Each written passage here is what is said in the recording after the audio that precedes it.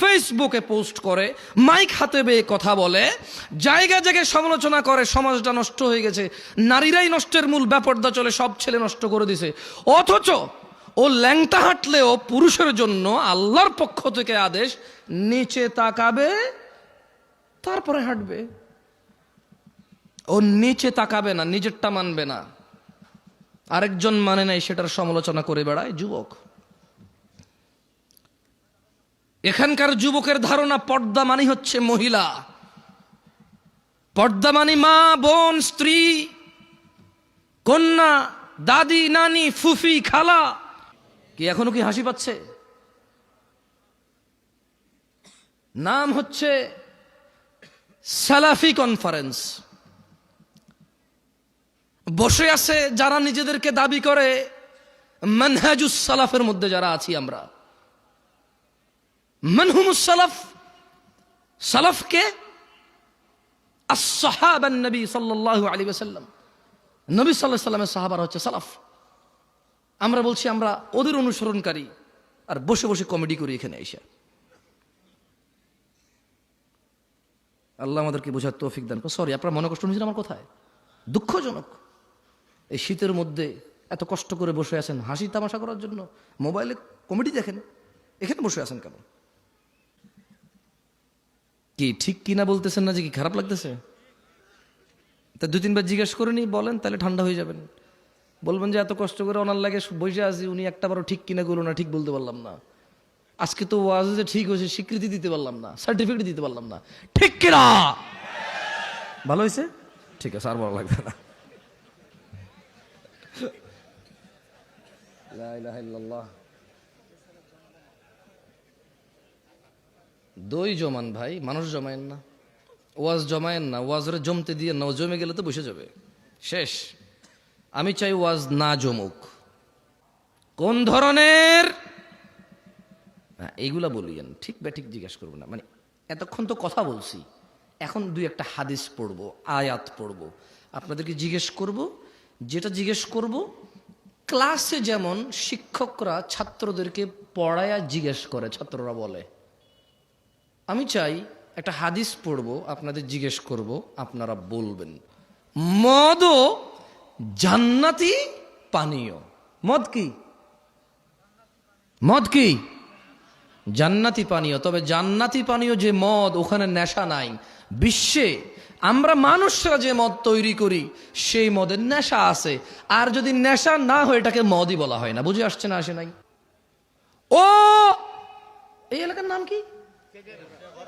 হ্যাঁ, তেঘরা বিরল। ছোট অংশ বিরল নাকি বড় অংশ বিরল? আর তেঘরা কি? তেঘরা কি? আরে বাপরে, মাশাআল্লাহ, গ্রাম এত বড় হয়? ঘন বসতি ভাই আপনাদের দিকে। irrelevant to them because they don't believe in Allah subhanahu wa ta'ala. তারা আল্লাহকে বিশ্বাস করে না, সো তারা আখিরাতকে বিশ্বাস করে না, জান্নাতকে বিশ্বাস করে না, জাহান্নামকে বিশ্বাস করে না। বলে যে আমরা দেখছি না তো এটা। অথচ তারা আলোকে বিশ্বাস করে, দেখা যায় না, বাতাসকে বিশ্বাস করে, দেখা যায় না। এরপরে আবার প্রতিবেদন আসবে, এই জমিন থেকে অমুক গ্রহে যেতে 10 লক্ষ কোটি বছর লাগবে। তুই কেমনে বুঝছস? তুই কি গেছস? যে ফিরে আসছিস? বুঝছো? হ্যাঁ, আমি গেছি, 10 লক্ষ কোটি বছর লাগছে আমার।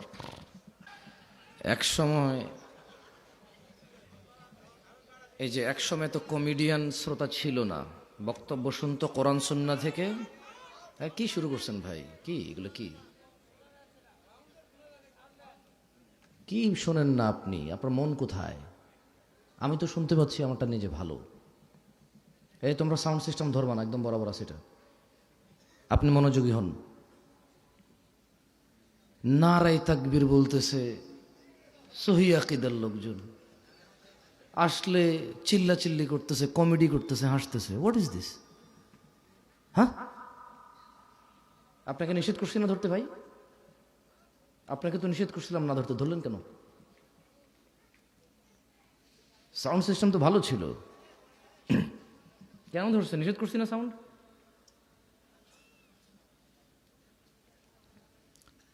কি মানে হুজুররা এসা বলে ওয়ামাই ইউশরিক বিল্লাহ ফাকাদ যাল্লা দালালাম বাঈদা, যে শিরিক করলো সেই পথভ্রষ্ট হইল। শিরিক ছাড়া সব গুণ আল্লাহ মাফ করে দেবে, এই জন্য যাতা শুরু করে দিয়েছেন নাকি? অবাক কাণ্ড, চেরাগের নিচে অন্ধকার। আজকে এই বক্তব্যে, যেহেতু গত 2-1 বছরে বক্তব্য দেই না বললেই চলে, তো এইখানে উপস্থিত হয়ে বুঝলাম যে চেরাগের নিচে আলো, এটার বাস্তব প্রমাণ। তামাশা করতেছেন আপনারা, হাসতেছেন, হুই হাই, লা হাওলা ওয়ালা কুওয়াতা ইল্লা বিল্লাহ। ইত্তাকু রাব্বাকুম ইয়া নাস, আল্লাহকে ভয় করেন হাক্কা তুকাতিহ, যেভাবে ভয় করা উচিত, হাক্কা তুকাতিহ। এই তোমরা সাউন্ড সিস্টেমটা ধরতে আমি না করছিলাম তোমাদেরকে, আগে যেরকম ছিল শুরুতে ওই সেটিংয়ে নিয়ে যাও। আমি উঠছি যখন, যেই সেটিংটা ছিল ওইখানে নিয়ে যাও। বিরক্ত লাগছে এখন, এটা কানের মধ্যে এসে লাগতেছে। আর শ্রোতারও দোষ নাই। কি হাসির কি হয়েছে এখানে? কি হাসি মানে কি? হাসতেছেন কেন আপনি? বুঝতেছি না তো। আপনারা বললেন সাউন্ড বাড়াইতে, উনি সাউন্ড বাড়াইছে, এখন কা করে খালি এটা। বিসমিল্লাহ, ঠিক আছে ঠিক আছে, বিসমিল্লাহ। তো যুবকের অবক্ষয় নিয়ে কি কথা বলবো? সবাই এখানে বিগড়ায় আছে, নিজ নিজ মনোকামনায়, নিজ নিজ পছন্দ অনুযায়ী। যে তারপরও যুবকদেরকে নিয়েই বলি, কারণ 50 বছরের পুরুষও নিজের যুবক মনে করেই পরকিয়া করে, বুড়া মনে করে না। ও বলে যে বয়স বাড়লে কি হয়েছে, মন তো আমার এখনো যুবক। আরে ভাই, আপনারা ঠিক কইতে কইছি আমি? তাহিরি শ্রোতা আপনারা, হ্যাঁ? তো তাইলে ঠিক বেঠিক বলতেছেন কেন? তো জিজ্ঞেস তো করি নাই ভাই, সরি ভাই, কিছু করার দেয়। ওই যে ভিডিও ম্যানরা বলবে যে জামশেদ মজুমদার কি অহংকার নিয়ে কথা বলে, মানুষের তুচ্ছ করে কথা বলে। আরে এগুলা ওনারা কি করতেছে এখানে? আসতে ইসলাম শিখতে আসে, ঠিক বেঠিক আপনি সিদ্ধান্ত দিবেন। এই যখন থেকে শ্রোতারা ঠিক বেঠিক সিদ্ধান্ত দিচ্ছে, তখন থেকে বক্তারা যা খুশি তা বলে যে ঠিক কিনা, লোকে কয় ঠিক, ঠিক হয়ে যায়, শেষ। আর কোনো মানদণ্ড নাই ঠিক বেঠিকের, কোনো কোরআন সুন্নাহ থেকে দলিল প্রমাণ লাগে না। খালি বক্তা কবু ঠিক কিনা, শ্রোতা কবু ঠিক, এই ঠিক, ব্যাস। যুব সমাজের অবক্ষয়তার কারণ যদি নিয়ে কথা বলি, সবগুলো তো দূরের কথা, 10টা 5টা কারণ তো দূরের কথা। যদি খালি যুবকের নেশার বিষয়ে কথা বলি, তো কতক্ষণ বলা সম্ভব? কতক্ষণ বললে নেশার বিষয় বলে শেষ করা সম্ভব? আর আমি বা কতটুকু জানি কতটুকু অধঃপতন হয়েছে। যুবতীর বেপরদা, পর্দাহীনতা, এইটা নিয়ে যদি কথা বলি, তাহলে কতক্ষণ বলা সম্ভব? কতটুকুই বা বলার জ্ঞান রাখি? উলঙ্গ থেকে মানুষ বেপরদা থাকতো, তারপর মানুষ জামা কাপড় পরল, ওগুলো পরে এখানে সেখানে এমন ডিজাইন করছে, উলঙ্গর চাইতে বেশি ভালগার দেখা যায়। তারপর কিছু মানুষ বোরখা বানানো শুরু করলো, স্ট্রবেরি কালার, পিঙ্ক কালার, বুকের সামনে ফুল, নাভির নিচে ফুল, কোমরের মধ্যে পিতা দিয়ে টাইট করে বান্দা দিয়া, হাত এভাবে তুইলা মেয়েরা মাদ্রাসার হাটে এখন। তো যুবতীর, আমার বোনের বেপরদা নিয়ে কথা বললে কতক্ষণ কথা বলবো, আর কতটুকুই বা বলা সম্ভব?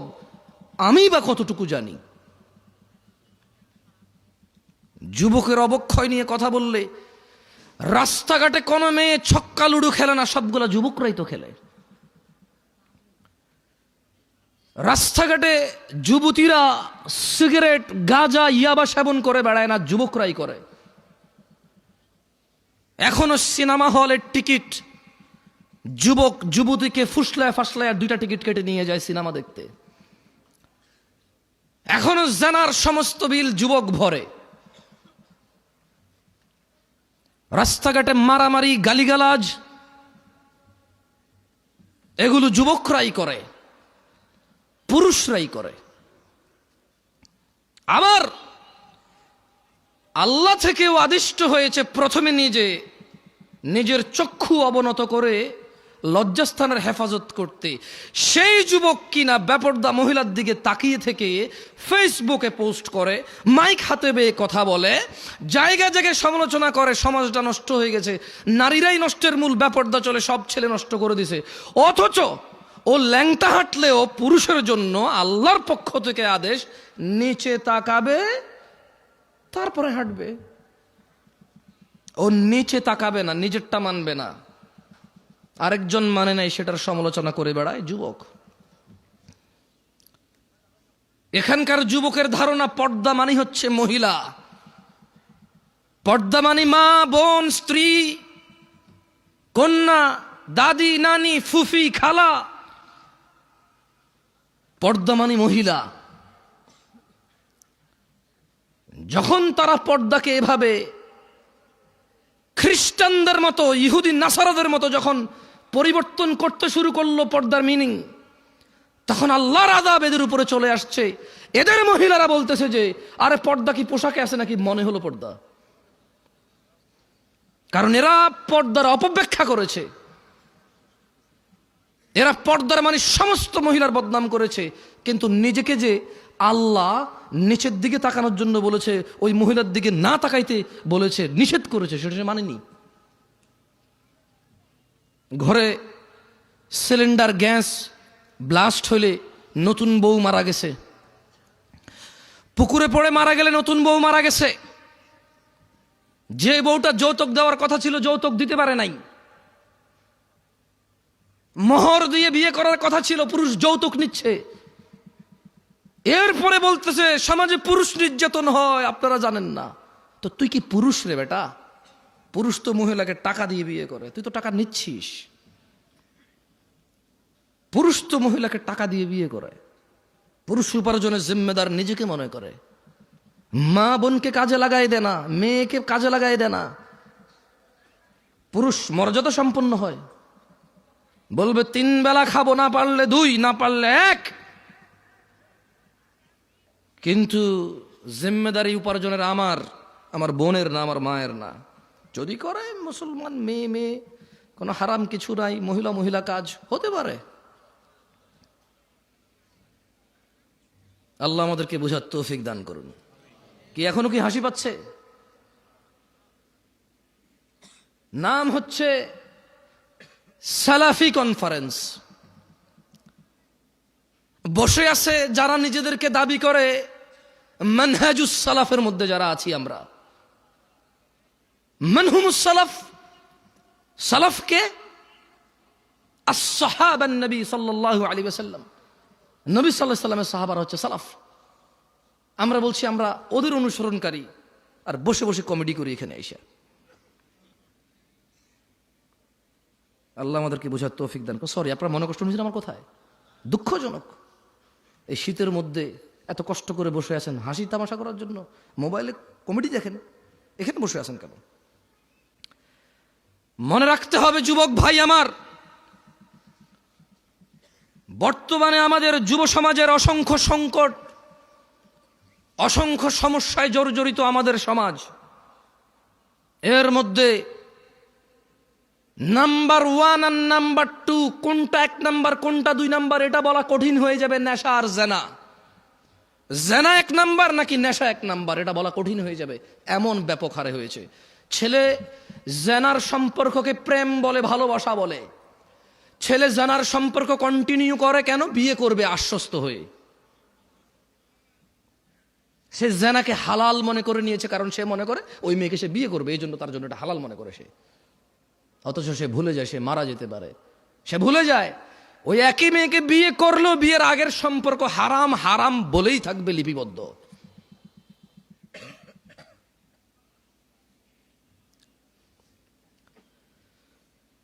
যুব সমাজ মাদকের মরণ নেশায় মেতে উঠেছে। বর্তমান সময়ে অধিকাংশ যুবক মাদকে আক্রান্ত, ধ্বংসের অবলীলায় নিপতিত হতে দেখা যায়। বিভিন্ন ধরনের মাদকের সয়লাব যুবকদের মধ্যে ছড়িয়ে পড়াতে তারা কোনো না কোনো উপায়ে নেশাগ্রস্ত হয়ে পড়েছে। যারা নেশা করে তারা অধিকাংশই জানে নেশা কোনো রকম উপকারী বা ভালো কাজ নয়, এবং তা মানুষের জীবনাশক্তি বিনষ্টকারী। এইসব জেনে শুনেও যুবক মাদকাসক্ত নেশার অন্ধকার জগতের মধ্যে থাকতে চায়। ও থাকতে চায় নেশায় বিভোর হয়ে, উদাসীনতায় মেতে থাকতে চায়, এটা জেনেও যে নেশা ওকে ধ্বংসের সর্ব উচ্চ পর্যায়ে নিয়ে যাবে, ধ্বংসের সর্বশেষ পর্যায়ে নিয়ে যাবে, এটা ও জানে, তারপরও সে মেতে থাকতে চায় নেশায়। মাদকাসক্ত তরুণ প্রজন্ম ধর্ম কর্ম সব কিছু বিসর্জন দিয়ে হতাশাকে, স্যাডনেসকে, সরৌনেসকে আপন করে নিতে চায়, সঙ্গী করে নিতে চায়। জীবনের চলার পথ থেকে বিভ্রান্ত হয়ে পড়েছে এবং বিবেক বুদ্ধি হারিয়ে সামাজিকতা থেকে দূরে সরে যেতে চায় যুবক, নেশায় আসক্ত হয়ে, নেশাকে আপন করে নিয়ে। অথচ মুসলমানের সন্তান জুমআ পড়ে, খুতবা শুনে, ওয়াজে আসে, মক্তবে পড়েছে, মাদ্রাসায় পড়েছে, ওর পরিবারের কেউ না কেউ মাদ্রাসায় পড়েছে, ও ওয়াজ শুনে ইউটিউবে, তারপরেও সে ইসলামের বিধিবিধান সম্পর্কে গাফেল ও বেপরোয়া। অথচ ইসলাম মানুষকে নেশা গ্রহণ, মাদক সেবন হতে সম্পূর্ণ নিষেধ করে। মানুষকে ধ্বংস ও করুণ পরিণতি হতে রক্ষা করার জন্য ইসলামী অনুশাসন মেনে চলার কোনো বিকল্প নেই যুবক ভাইয়েরা। তাই আমাদের জানতে হবে ইসলাম মাদক সম্পর্কে কি কি দিক নির্দেশনা দিয়েছে। কি ঠিক কিনা বলতেছেন না, যে কি খারাপ লাগতেছে? তা দুই তিনবার জিজ্ঞেস করে নি, বলেন, তাহলে ঠান্ডা হয়ে যাবেন।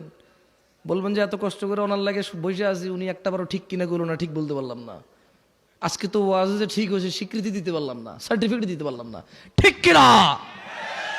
ভালো হয়েছে, ঠিক আছে, আর ভালো লাগবে না। লা ইলাহা ইল্লাল্লাহ। দই জমান ভাই, মানুষ জমায়েন না, ওয়াজ জমায়েন না, ওয়াজরে জমতে দিয়ে না, জমে গেলে তো বসে যাবে, শেষ। আমি চাই ওয়াজ না জমুক, ওয়াল্লাহ আমি চাই শ্রোতা না জমুক, ওয়াজ না জমুক। আমি চাই আল্লাহর এই পৃথিবীতে কত নবী রাসূল প্রেরণ করেছে যাদের উম্মত খুবই অল্প সংখ্যক, কিন্তু তারা অসফল নয়। অ্যাজ এ নবী এবং অ্যাজ এ রাসূল আলাইহিমুসসালাম আজমাইন, তারা অসফল নয়। আমি জামশেদ মজুমদার কখন এটা বিশ্বাস করি না এত বড় প্যান্ডেলে এত মানুষ থাকলেই কল্যাণ। আমি বিশ্বাস করি man to man, eye to eye, একজনের সামনে বসে আছি, কথা বলতেছি, ও কানেক্ট হয়েছে, ও বুঝতেছে আমি কি বলছি, ও মেনে নেওয়ার পক্ষে উদ্বুদ্ধ হয়েছে এবং চেষ্টা করতেছে মেনে নেওয়ার জন্য। আমার কাছে এইরকম এত পরিমাণ শ্রোতার চাইতে ওই একজন অনেক বেশি মূল্যবান, যে নিজেকে সংশোধন করার জন্য শুনে। যে সংস্কৃতি মাহফিল একটা বাৎসরিক সংস্কৃতি আদায় করতে আসে না, যে দিন শিখতে আসে, সে আমার কাছে বেশি মূল্যবান। যাই হোক, ইসলাম মাদক সম্পর্কে আমাদের যে দিক নির্দেশনা দেয় তা সম্পর্কে জানা অত্যন্ত জরুরি। আপনার কি মাইকটা কি আবার চেঞ্জ করছেন সাউন্ড?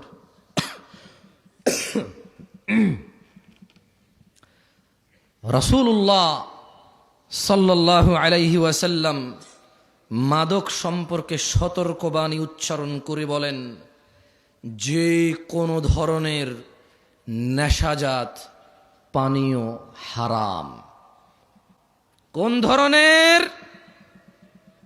এইগুলা বলিয়েন, ঠিক ব্যাঠিক জিজ্ঞেস করবো না, মানে এতক্ষণ তো কথা বলছি, এখন দুই একটা হাদিস পড়বো, আয়াত পড়বো, আপনাদেরকে জিজ্ঞেস করব যেটা জিজ্ঞেস করব ক্লাসে যেমন শিক্ষকরা ছাত্রদেরকে পড়ায়া জিজ্ঞেস করে, ছাত্ররা বলে, আমি চাই একটা হাদিস পড়ব, আপনাদের জিজ্ঞেস করব, আপনারা বলবেন। তাহলে কি হবে, আপনারা যখন বলবেন এটা আপনারা ইজিলি মুখস্থ করতে পারবেন, মনে থাকবে ইনশাআল্লাহ। আল্লাহ আমাদেরকে তৌফিক দান করুন, আমিন। তাহলে মুহাম্মদ সাল্লাল্লাহু আলাইহি সাল্লাম বলেছেন যে কোন ধরনের নেশাজাত পানীয় হারাম। কয় ধরনের? কোনটা কি বাদ গেছে? টিকটিকির লেজ, ইয়াবা, গাঁজা, এগুলো তো হাদিসের নাম নিয়ে নাই, এগুলো হাদিসে নাম নিয়ে নাই। কিন্তু যেই জিনিসের নেশা হয় সেটা হারাম কে বলেছে? মুস্তাফা আলাইহিস সালাম। তিনি আরো বলেন, কুল্লু মুস্কিরিন খামর, নেশাজাত যে কোন দ্রব্যই মাদক, ও কুল্লু মুস্কিরিন হারাম, আর যাবতীয় মাদকই হচ্ছে হারাম। ওয়ামান শারিবাল খামরা ফিদ দুনিয়া ফামাতা ওয়া হুয়া ইউদমিনুহা লাম ইয়াতুব, আর যেই ব্যক্তি দুনিয়াতে মাদক সেবন করে অতঃপর নেশাগ্রস্ত অবস্থায় মৃত্যুবরণ করে তওবা না করে, লাম ইয়াশরাবহা ফিল আখিরাহ, আল্লাহ সুবহানাহু ওয়া তাআলা আখিরাতে তাকে মদ পান করা থেকে বঞ্চিত করবে। তাহলে আমরা বুঝলাম আনার জান্নাতি ফল, আঙ্গুর জান্নাতি ফল, মদও জান্নাতি পানীয়। মদ কি? মদ কি? জান্নাতি পানীয়। তবে জান্নাতি পানীয় যে মদ, ওখানে নেশা নাই। বিশ্বে আমরা মানুষরা যে মদ তৈরি করি সেই মদের নেশা আছে। আর যদি নেশা না হয় এটাকে মদই বলা হয় না। বুঝে আসছে না? আসে নাই? ওটাকে শরবত বলে। কি বলে? যেটা খেলে নেশা হয় না ওটাকে কি বলে? আর যেটাই খেলে নেশা হয় সেটাকে কি বলে? মদ। আখিরাতের মধ্যে নেশা হবে না, কিন্তু ওটার নাম মদ। কেমন? আল্লাহ আমাদেরকে বুঝার তৌফিক দান করুন, আমিন। মানব সভ্যতার প্রতি মারাত্মক হুমকি সৃষ্টিকারী দেশের অন্যতম অভিশাপ মাদকাসক্তি। মাদক দ্রব্যের নেশার ছোবল এমনই ভয়ানক যে তা ব্যক্তি, পরিবার, সমাজ, দেশ থেকেই বিচ্ছিন্ন করে না খালি, বরং তা সমগ্র জীবন ধ্বংস করে দেয়। মানবতার মুক্তির কাণ্ডারি ইসলামই সর্বনাশা মাদক সম্পর্কে মানব জাতিকে সর্বোচ্চ সতর্ক করেছে।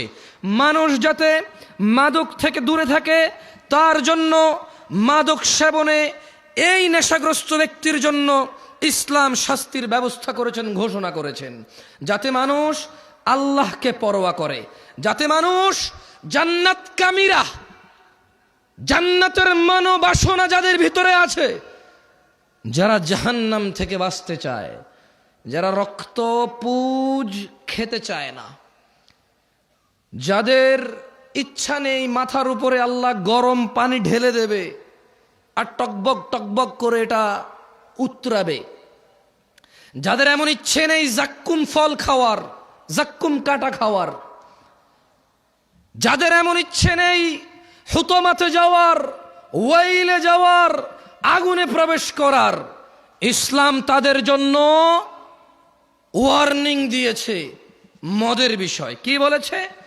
কোরআনুল কারীমে আল্লাহ বলেছে, ইয়া আইয়ুহাল্লাযীনা আমানু, ও মুমিনগণ। তাহলে কি সবাইরে বলছে? সবাইরে বলছে? কারে বলছে? কারে বলছে? অমুসলিমদেরকে বলে নাই? irrelevant to them because they don't believe in Allah subhanahu wa ta'ala. তারা আল্লাহকে বিশ্বাস করে না, সো তারা আখিরাতকে বিশ্বাস করে না, জান্নাতকে বিশ্বাস করে না, জাহান্নামকে বিশ্বাস করে না। বলে যে আমরা দেখছি না তো এটা। অথচ তারা আলোকে বিশ্বাস করে দেখা যায় না, বাতাসকে বিশ্বাস করে দেখা যায় না। এরপরে আবার প্রতিবেদন আসবে, এই জমিন থেকে অমুক গ্রহে যেতে 10 লক্ষ কোটি বছর লাগবে। তুই কেমনে বুঝছস? তুই কি গেছস? ফিরে আসছিস? বুঝছস? হ্যাঁ, আমি গেছি, 10 লক্ষ কোটি বছর লাগছে আমার। হ্যাঁ, তারা এগুলো বিশ্বাস করে। অবশ্য আমি বলছি না যে ভুল, তবে আমি সঠিকও বলতে পারবো না, কারণ কোনো একটা জিনিসের দূরত্ব বলার জন্য জরুরি হচ্ছে আমি ওই দূরত্বটা বুঝবো, গতিটা বুঝবো, ক্যালকুলেশন করবো যে হ্যাঁ এতদিন পরে যায় পৌঁছাবে। এখন একটা জিনিস 10 লক্ষ কোটি বছর দূরে, আমি কেমনে বুঝছি এটা 10 লক্ষ কোটি বছর? মানে আমি কিছু কি মানে কোন একটা গতিশীল কিছুকে তো বানাইতে হয়েছে, বানায় মাপতে হয়েছে, এটা যদি এই গতিতে যায় তাহলে 10 লাখ কোটি বছর লাগবে। এখন এটা এই গতিতে 10 লাখ কোটি বছর লাগবে কেমনে বুঝছি? ওই দূরত্ব তো আমি দেখতেছি না। তারা এগুলো বিশ্বাস করে। তারা জান্নাত জাহান্নাম বিশ্বাস করে না, বলে যে দেখছি না। অথচ ঘুমের মধ্যে মানুষ কান্না করে, কেন? সাপে কামড় দিছে। ঘুমের মধ্যে মানুষ ঘামায়া যায়, কেন? খাদে পড়ে যাচ্ছে। ঘুমের মধ্যে মানুষ হাউ মাউ করে চিল্লায়, কেন? ওর বাপ মারা গেছে, মা মারা গেছে। উঠে দেখে যে না, ও স্বপ্নে দেখেছে। ও ঘুমে কষ্ট পায়। ঘুমে কি পায়?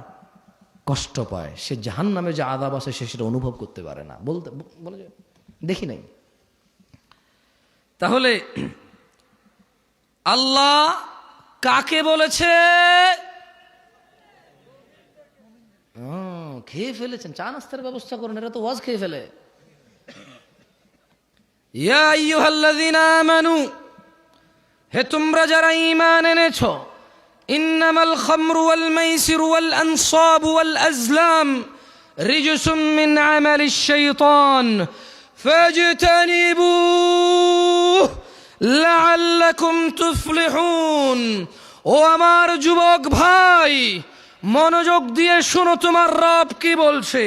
তিনি বলছেন, ও তোমরা যারা ঈমান এনেছো, নিশ্চয় মদ, জুয়া, প্রতিমা ও ভাগ্য নির্ণয়ক তীর হচ্ছে ঘৃণ বস্তু, শয়তানের কারসাজি।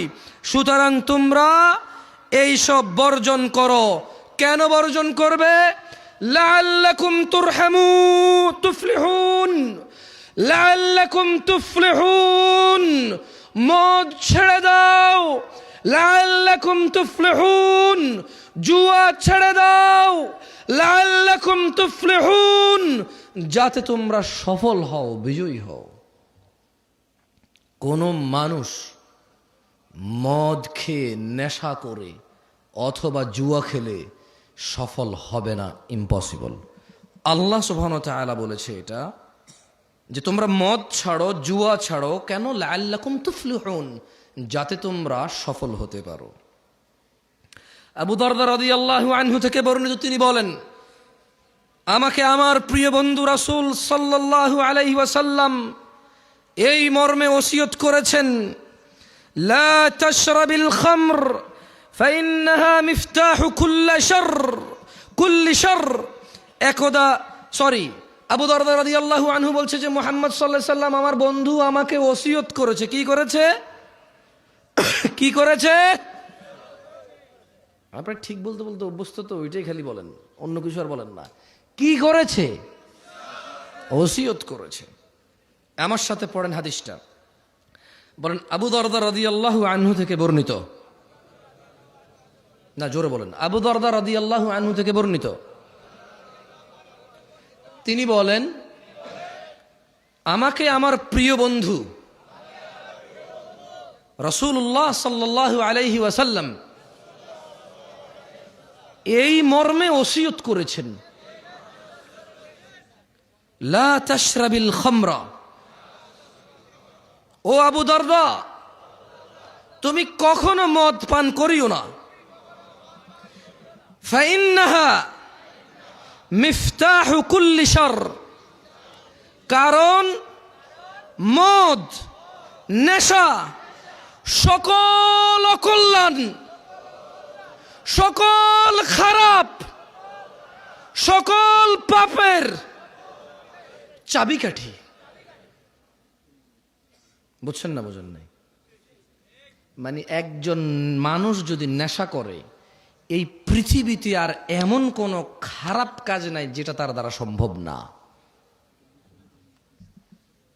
এটা কি আমি বলছি? আবু দারদা রাদিয়াল্লাহু আনহু বলছে। ওনাকে ওসিয়ত করেছে কে? আবার খাইছে, আর একটু চা নাস্তা দেন এদেরকে।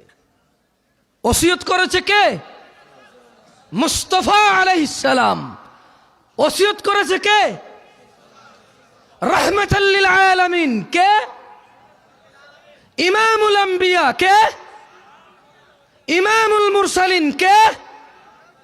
খাতামান নবিয়্যিন কে? ওসিয়ত করেছে যে ও আবু দারদা তুমি নেশা করিও না, তুমি যদি নেশা করো তাহলে এটা সকল পাপের, সকল অকল্যাণ, সকল অঘটনের চাবিকাঠি হচ্ছে এই নেশা।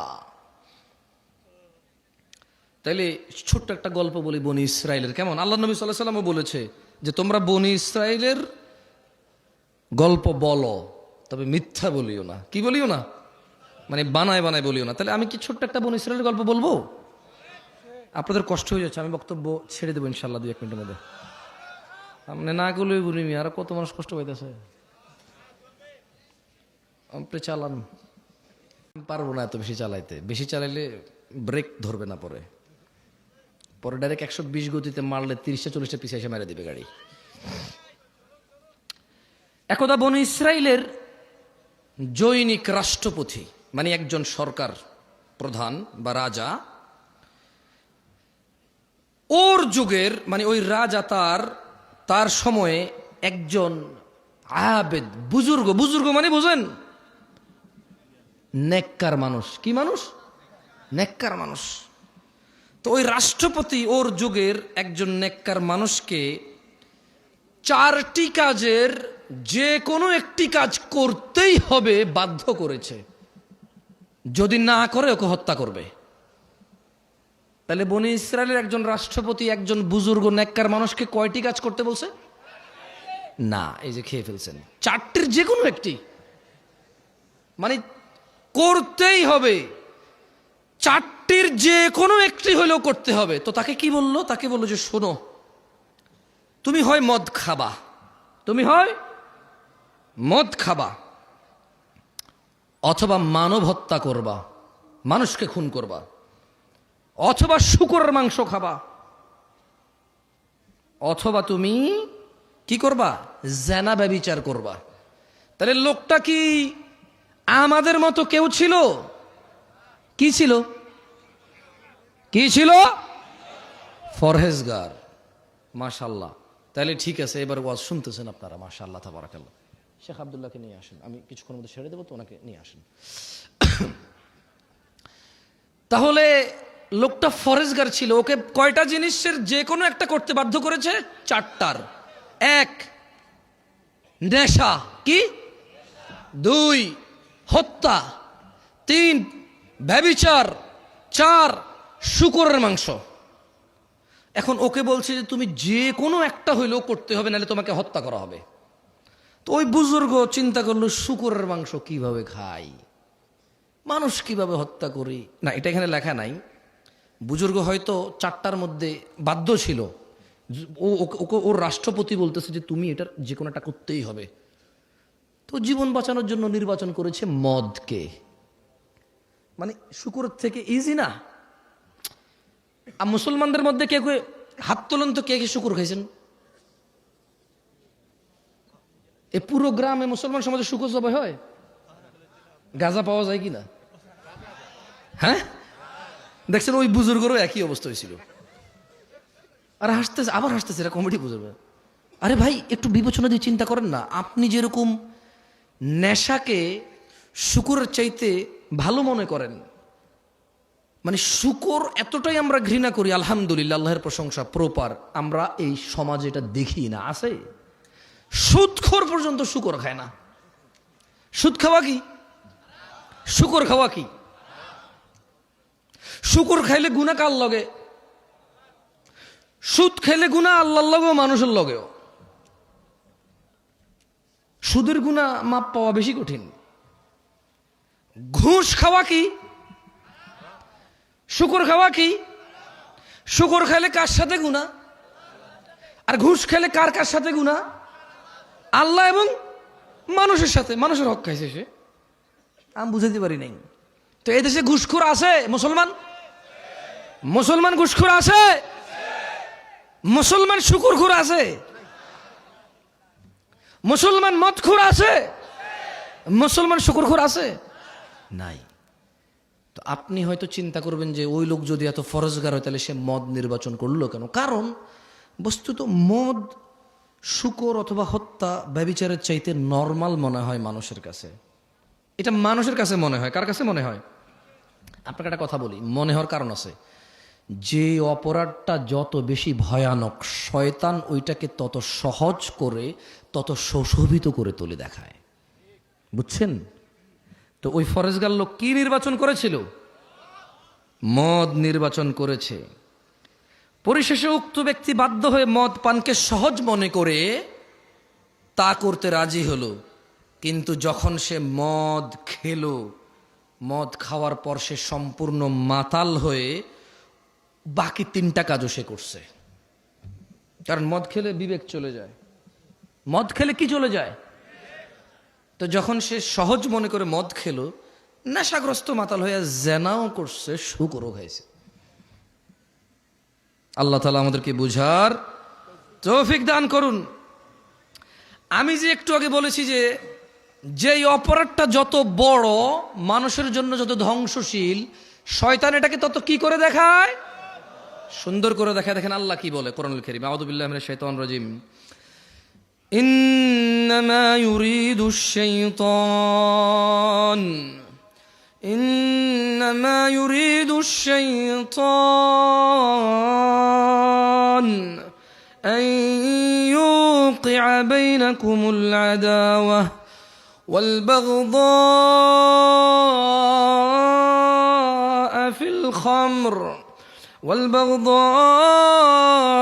في الخمر والميسر ويصدكم عن ذكر الله وعن الصلاة فهل أنتم منتهون।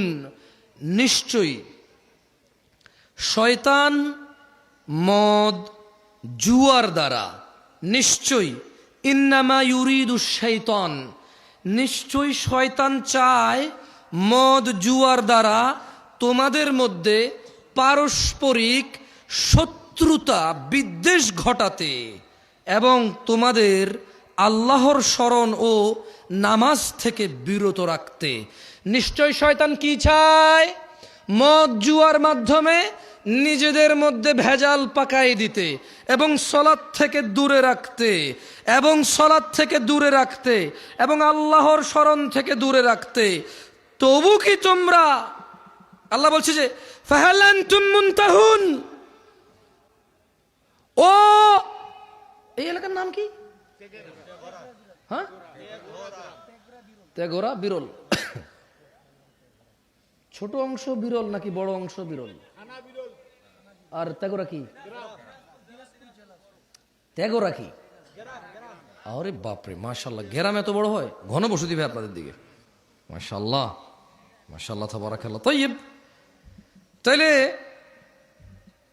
সূরা আল মাইদা আল্লাহ বলছে যে ইন্নামা ইউরিদুশ শাইতান, শয়তান চায় আন ইউকিআ বাইনাকুমুল আদাওয়াতা ওয়াল বাগদাআ ফিল খামরি ওয়াল মাইসির, শয়তান চায় তোমাদের মধ্যে মদ আর জুয়ার মাধ্যমে পরস্পরে বিদ্বেষ শত্রুতা লাগায় রাখতে। ওয়াসুদ্দাকুম আন যিকরিল্লাহ, এবং সে চায় তোমরা আল্লাহর স্মরণ ভুলে যাও। ওয়া আনিস সালাহ, শয়তান চায় তোমরা নেশার জুয়ার বলিবশত হয়ে নামাজ থেকে বিরত থাকো।